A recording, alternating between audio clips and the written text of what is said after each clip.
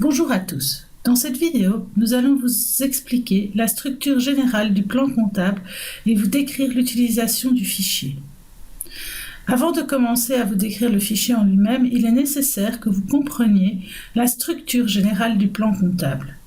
En effet, le plan comptable se divise en 9 classes, chacune d'entre elles étant divisée en un certain nombre de familles. Ces mêmes familles sont divisées en sous-familles et ensuite, la sous-famille contient un ou plusieurs codes comptables.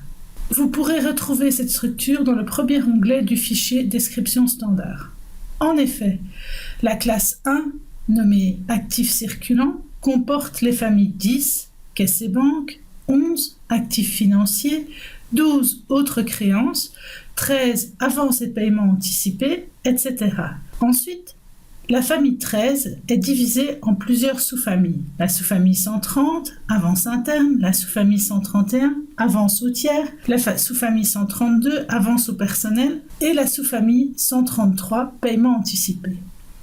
La sous-famille 130, avance interne, comporte les codes comptables 13 000, avance opérationnelle, et 13 010, enveloppe sécuritaire. En cliquant sur la sous-famille 130, vous serez directement amené dans l'onglet correspondant. Le deuxième onglet décrit les règles standards minimum à suivre lors de l'encodage des dépenses. Dans les onglets de 3 à 7, vous trouverez les classes utilisées dans la comptabilité. La classe 1, actifs circulants, reprend l'ensemble des codes tiers liés aux avances et aux transferts, à l'exception des comptes liés à la gestion des salaires qui se trouveront dans la classe 3.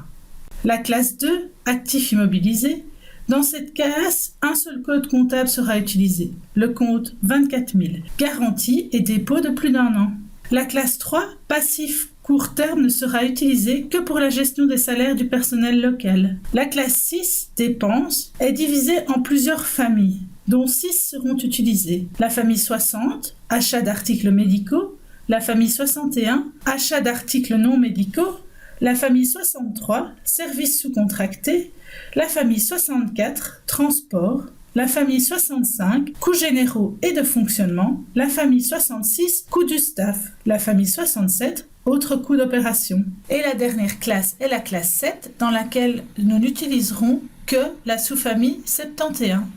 Pour chacun des codes comptables, vous trouverez les informations suivantes: le compte comptable en tant que tel, la dénomination du code, la description du code, la première description à mettre dans le logiciel comptable, la seconde description, le code tiers et une colonne pour indiquer des remarques si nécessaire. Pour les classes 6 et 7, vous aurez également une colonne comportant la destination par défaut et les autres destinations possibles, mais également la source pour les besoins budgétaires.